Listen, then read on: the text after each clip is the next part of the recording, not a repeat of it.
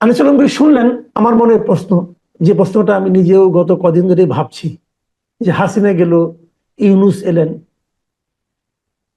ওবায়দুল কাদেরকে হারালাম, আবার আসিফ মাহমুদ সজীব ভুঁইয়াকে পেলাম।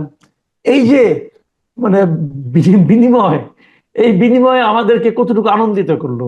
এটা আপনি তো বলে দিছেন, আসিফ মাহমুদকে পাইছেন, তো কোয়ালিটি তো দেখাই যাচ্ছে কে কেমন।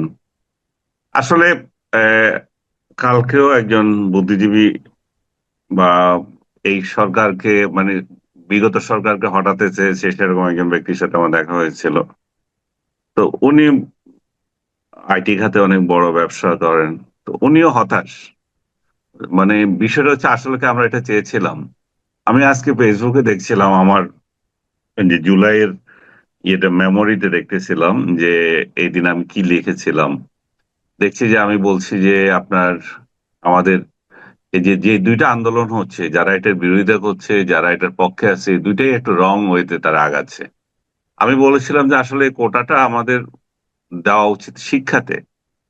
কারণ শিক্ষাতে যখন আমরা কোটা দিচ্ছি তখন কিন্তু একটা জনগোষ্ঠীকে আমরা গড়ে তুলছি যে কম্পিটিশনের জন্য। Alright. কিন্তু তা না করে আমি যদি কোটা বাদ দিয়ে দিই, এবং কিছু লোক ভাবে যে কোটা বাদ দেওয়া মানে তার চাকরি নিশ্চিত হয়ে যাওয়া, আর কিছু লোক মনে করছে যে কোটা দেওয়া মানে তারা ওইখানে যেতে পারে। কিন্তু আসলে তো মনে করেন 4,500 5,000 যত লোক পরীক্ষা দেয়, এই মানে যত লোক পরীক্ষা দেয় 4,000 5,000-এর মতো লোককে এখানে বাছাই করে আনা হয়। যাদেরকে বাছাই করে আনা হয় তাদের মধ্যে তখন কোটা নিয়ে প্রশ্ন দেখা দেয়। তো তার মানে হচ্ছে প্রাথমিকভাবেই একটা মানে দুর্বল অংশ পড়ে যাচ্ছে। তো এই অবস্থায় আমাদের শিক্ষা যদি আমরা কোটা দিই, মনে করেন মুক্তিযুদ্ধ বলেন, ইন্ডিজিনিয়াস পিপল বলেন, তারপরে আরো যারা এখন মনে করেন জুলাই যোদ্ধারা যুক্ত হলো, তারাও যদি কোটার প্রশ্ন যদি আসে, তাহলে শিক্ষা যদি আমি দিয়ে দিই তাহলে তো সেটা আগে থেকেই কম্পিটেন্ট হয়ে উঠতেছে।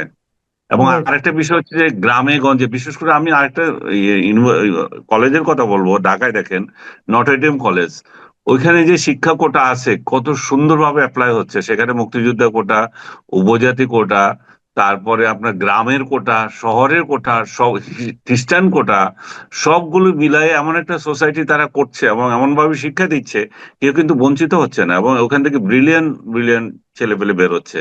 তো আমাদের কারো মাথাতে এটা নাই। আমাদের মানে কর্তা ব্যক্তিরা শুধু কোটা কোটা করছেন, কোটা বাদ দেওয়া কোটা রাখা এগুলাতেই ছিলেন শেখ হাসিনার আমল, এখনো তাই। কিন্তু যদি সত্যিকার অর্থে আমরা যদি মানুষের উপকার করতে চাই, তাহলে কোটা তো শিক্ষাতে দেওয়া উচিত যাতে করে ওর ছেলে মেয়ে বড় হতে পারে। আর একটা হচ্ছে আপনি সহযোগিতা করবেন, সেটা সহযোগিতা আপনি জুলাই যোদ্ধা বা মুক্তিযোদ্ধা যাদেরকে দেন, সেটাও আপনি আপনার বাছাই করে আপনি এককালীন বা যেভাবে হোক দেন। কিন্তু আমরা যেগুলো দেখছি সেগুলো হচ্ছে যে এই যে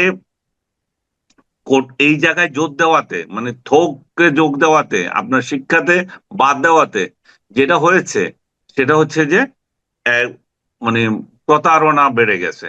এখন জুলাই আহত বেড়ে গেছে, জুলাই যুদ্ধ বেড়ে গেছে। ঠিক মুক্তিযুদ্ধের নিয়ে যেগুলো করেছিল সেগুলা কিন্তু, মুক্তিযোদ্ধাদের 54 বছর যেটা হয়েছিল আর এখানে যে গত 1 বছরে আমরা যেটা দেখছি, মানে একটা কলঙ্কিত অধ্যায়। এখানে মানে ইয়ের জন্য আহত যোদ্ধা হওয়ার জন্য ডাক্তারদের পিটাচ্ছে যে আমার আহত লিখে দেও আমাকে, এবং ভুয়া ভুয়া নিহত লোকেরা এই তালিকায় ঢুকে যাচ্ছে। তাতে করে যে জুলাইয়ের উপর যে মানুষের একটা ইয়ে ছিল, মানে শ্রদ্ধাবোধ, হ্যাঁ, শ্রদ্ধাবোধ ছিল। রাইট, সেটা কমে গেছে, সেটা আর নাই। আমি কালকেও বলছিলাম যে চেতনা যে বিক্রি করা 1 মাস ধরে মানে কর্মসূচি গিলানোতে হবে না। চেতনা কে ধারণ করে? চেতনা তো হাওয়ায় ভাসতেছে না, আকাশে উড়ে না, এগুলো তো মানুষ হুম। ধারণ করে। আমি দেখবো যে আওয়ামী লীগ খারাপ কি ভালো, আজকে আওয়ামী লীগের নিয়ে সমালোচনা হচ্ছে কেন খারাপ? কারণ হচ্ছে তাদের লোকগুলো খারাপ কাজ করেছে তাই বলে আপনি খারাপ বলতেছেন। তা আপনি জুলাইয়ের লোকগুলো কি করতেছে সেটা দেখেই তো বুঝবো যে চেতনা কি জিনিস, ওনাদের কি জিনিস। এটা তো ওই জুলাই সনদে কি কথা বলা লেখা হলো সেটা দিয়ে হবে না। জুলাই সনদ দিয়ে মানুষ জুলাই কি চিনবে না? চিনবে এই নাহিদদের দিয়ে, হাসনাদদের দিয়ে, সার্জিসদের দিয়ে, কিংবা আপনি যে লোকের কথা উচ্চারণ করলেন তার দুর্নীতির চেহারা, তার নিজের চেহারা দেখে, এগুলোকে দেখে বুঝবে যে জুলাই কোথায় গেছে। জুলাই জুলাই চেতনা মানে ওইভাবে আর আসবে না। জুলাই সনদ নিয়ে এখন কথা হচ্ছে, সনদ না হলে তো ইলেকশনই হবে না। সেই কথাবার্তা এখন চড়াচ্ছে যে এই জুলাইতে যদি না হয় ইলেকশন কিভাবে হবে। ইলেকশন কমিশন এমন এক পরিস্থিতি তৈরি করেছে যে এপ্রিলে না আপনার ফেব্রুয়ারিতে, সেটাও এখনো ঠিক না। তারা সীমান্ত নির্ধারণ করতে পারে নাই, তারা ভোটার তালিকা পূর্ণাঙ্গ করতে পারে নাই। তাদের প্রশিক্ষণের যে ব্যবস্থা আছে, এই যে যারা ভোট নেবে, সবগুলো ইনকমপ্লিট রেখে দিয়েছে। এখনো কিছু না, যারা যদিও বলে যে আমরা করতে চাচ্ছি, এখনো সীমানা নির্ধারণ হয় নাই। সীমানা নির্ধারণ তাহলে কি হবে? 2011 সালে না কয় সালে, 1 সালে, 2001 সালে যে নির্বাচন হয়েছে, বিএনপি দাবি করছে যে সেটাতে হোক। এখন সেটা তো অবাস্তব একটা জিনিস। এখন বর্তমানে তাহলে কি পরিস্থিতিতে নির্বাচন হবে সেটা হচ্ছে না। নতুন ভোটার তালিকা প্রায় 59 লক্ষ মানে নতুন ভোটার তালিকা যুক্ত হয়েছে। আবার তারা চাচ্ছে যে প্রায় 42 লক্ষ নতুন ভোটারকে এখানে ইনক্লুড করবে। তাদের একটা টার্গেট হচ্ছে ইয়াংদের যাতে এখানে ইনক্লুড করতে পারে, এবং তাদের এটাও মানে সুপ্ত চিন্তা, ইয়াংদের টার্গেট করলে এনসিপি বা অন্য যারা, তাদের বোধহয় খুব লাভ হয়ে যাবে। যাই হোক, তো সার্বিক পরিস্থিতিতে আমরা যদি দেখি, তাহলে দেখি যে এই জুলাই সনদ নিয়ে এটা আবার এই যে নির্বাচন আবার ঝুলাই থাকবে, যে নির্বাচন ঝুলে থাকবে জুলাই সনদ নিয়ে। এবং জুলাই সনদ নিয়ে কি হবে সেটা তো একটা বললাম, যে জুলাই আসলে আমরা সনদ দিয়ে কাজ হবে না। জুলাই যোদ্ধারা কে কি করতেছে সেগুলাই মানুষ দেখবে, সেটা দিয়ে শ্রদ্ধা আসবে। আদারওয়াইজ এই যে যত সুযোগ সুবিধা দিয়ে যাচ্ছে, এগুলো চেঞ্জ হয়ে যাবে, এগুলো বেশি দিন থাকবে না। আপনি আপনার ইচ্ছা অনুযায়ী আজকে যোদ্ধা বানাচ্ছেন, ইচ্ছা অনুযায়ী যা ইচ্ছা তার দিচ্ছেন, এই যে ক্ষতিপূরণ দিয়ে যাচ্ছেন। তারপরে কত কত সুবিধা, যে হসপিটালে বিনা চিকিৎসা, তারপরে চাকরি। ইভেন কিছু লোক দেখলাম যে সংসদে 10টি আসনও দাবি করেছে। তা রাইট। কোটার বিরুদ্ধে আন্দোলন করে কোটা নিয়ে আবার থাকতে চায়। তো যাতে করে জুলাইয়ের প্রতি মানুষের যে একটা শ্রদ্ধাবোধ ছিল, সেটা আমার মনে হয় 1 বছরে সেটা মানে ধূলিসাৎ হয়ে গেছে। তার উপর শুরু হয়েছে মব, যেটা আপনি শুরুতে বলছিলেন যে এই মব। এই এই মবটা নিয়ে একটু বলেন, কারণ এই মবটা কিন্তু আগে আমরা এই পর্যায়ে দেখিনি। এখন মবটা যেন একটা নিয়মে পরিণত হয়েছে এবং সরকার যেন এটাকে প্রশ্রয় দিচ্ছে।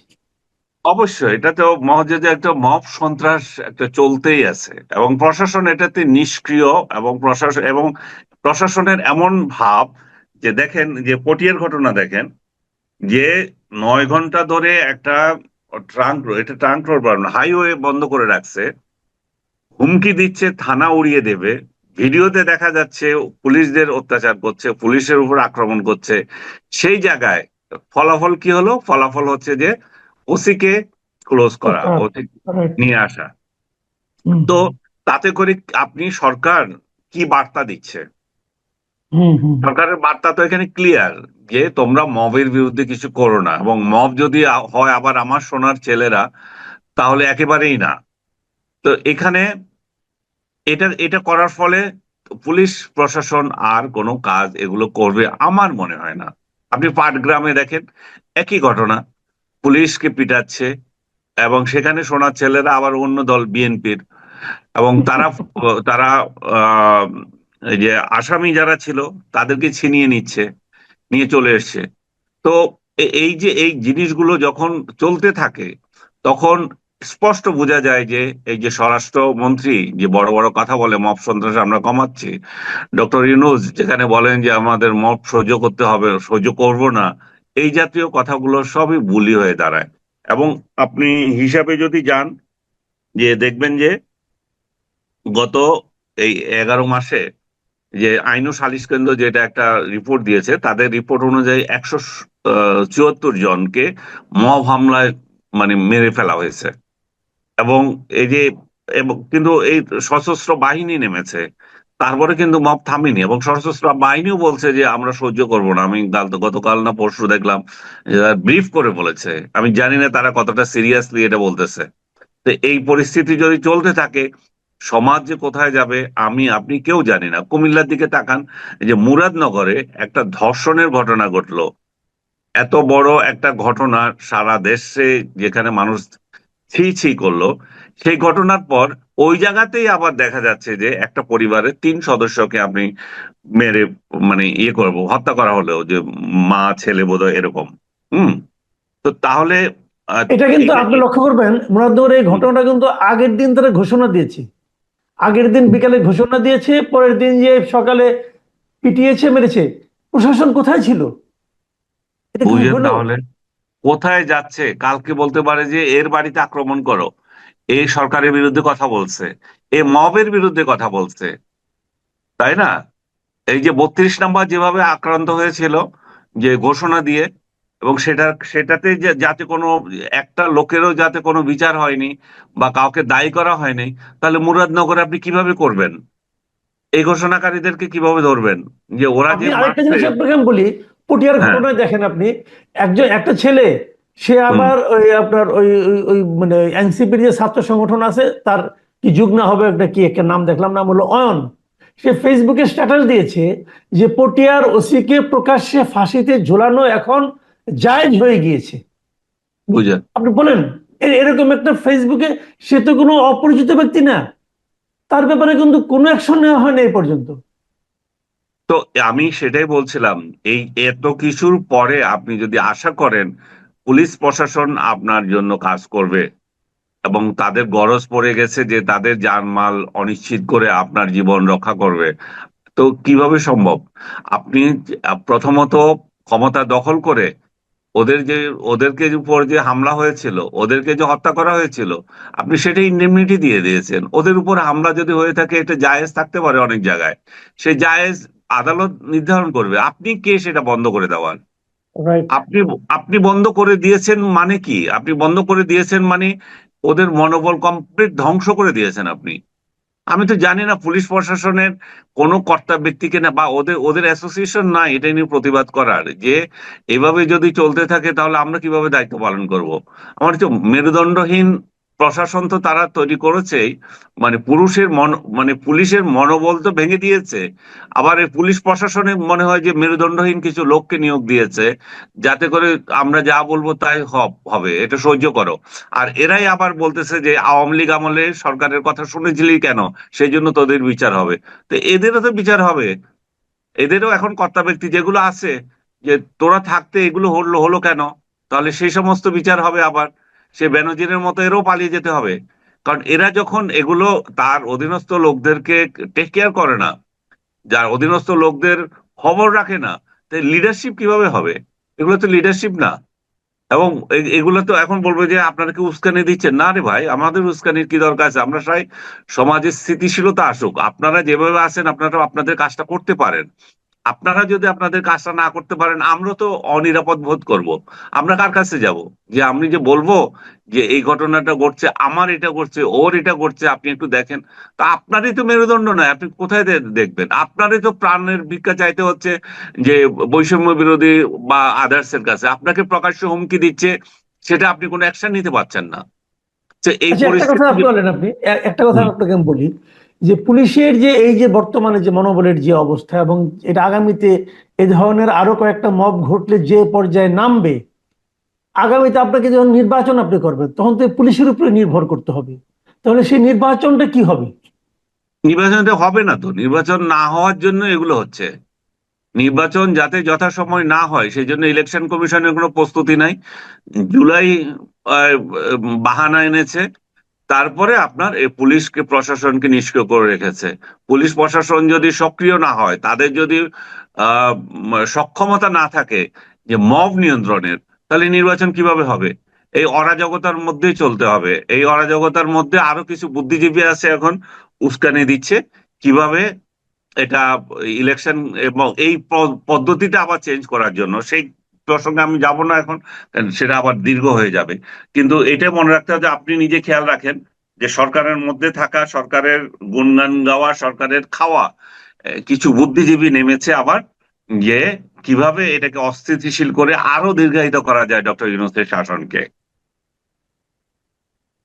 তার মানে আলটিমেটলি যা কিছু হচ্ছে হুম। এটাতে 1 বছর পরে এসে আমরা কি খুব বেশি আশাবাদী তাহলে হতে পারছি না?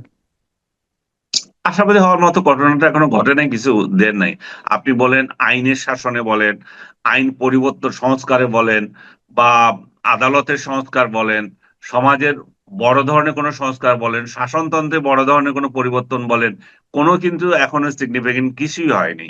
খালি দুইবারের প্রধানমন্ত্রী হতে পারবে না, দুইবারের বেশি, এতে কার কি আসে যায় রে ভাই? এমনি তো রাজতন্ত্র চলতেছে, যে আসে তারাই খাবে। আমার কি আসে যায় দুইবার হলো আর কি চারবার হলো, আমার ভোটাধিকারই তো নাই। এতদিন ধরে গান গেয়েছেন যে আওয়ামী লীগ ভোট দিতে দেয় না, হ্যাঁ, 15 বছর ধরে ভোট দিতে পারে নাই। আর কোথায় ছিলাম এই কাহিনী শুনতেছিলাম, আপনাকে শুরুতে বললাম কোথায় ছিলাম, যেগুলা বলে 16 বছর 17 বছর কোথায় ছিলেন, ওই সমস্ত ডট ডটদেরকে এটা পড়তে বলবো যে কোথায় ছিলাম, এবং 4 তারিখ আমি কি লিখেছিলাম, তোরা কি লিখেছিলে সেগুলো একটু ফেসবুকে দে, এখন মানুষ জানো যে কোথায় ছিলি তোরা। তোরা তো গর্তে লুকিয়েছিলি, বারবার বলছি, তোরা গর্তে লুকিয়েছিলি শেখ হাসিনার ভয়ে। তোরা নিজেরাই কিছু বলিস না, আবার অন্যের প্রশ্ন করে কোথায় ছিলেন, আবার অন্যদের নিরপেক্ষতা নিয়ে প্রশ্ন দিল, খুব মজার ব্যাপার। আমি আপনাকে বোধহয় আগেও বলেছি, ডক্টর ইউনূসের প্রেস কনফারেন্স আমি দেখতে চাই, মেরুদণ্ড আলা সাংবাদিকদের। উনি কেন একটা প্রেস কনফারেন্স করছেন না, আমাকে আপনাকে আরো কয়েকজন সাংবাদিককে যাতে উনি দাওয়াত দেন, আমরা একটু দেখতে চাই। সেই জায়গায় প্রশ্ন করবো না, আমরা শুধু দেখবো। আগে যেমন তৈলাঞ্জলি দিয়ে যেত, সেরকম আমরা ওইখানে যেতাম। আমরা কৃষ্ণ লোক তো গেছি ওইখানে, আমি সর্বসাকুল্যে হয়তো 7 দিন গেছি। আমি মনে হয় না 7 দিনের বেশি গেছি পুরো শেখ হাসিনার পুরো 16 বছরে। তো আমি সেখানে যেমন দেখেছি, এখনো যাই একটু দেখবো যে তেলাঞ্জলি কে কেমন দেয়, কার কত মেরুদণ্ড আছে। কারণ শেখ হাসিনার যে সাংবাদিক গুলো ছিল, এগুলো স্বৈরাচারের দোসররা তো এখন নাই। তাহলে বাকিরা যারা আছে, ডক্টর ইউনূস এবং দেশের জন্য মানে ইয়ে একটা অ্যাসেট, সেই সাংবাদিকদের কোশ্চেন একটু দেখতে চাচ্ছিলাম। ডক্টর ইউনূস আমাদেরকে পুরো 1 বছর এটা থেকে বঞ্চিত করছে, জাতিকে বঞ্চিত করছে। আমি মনে হচ্ছে আমি ব্যক্তিগতভাবে এটা দিয়ে সবচেয়ে বেশি বঞ্চিত। এটা এটা এটা যদি হতো, আমার একটা দেখার জিনিস ছিল আর কি।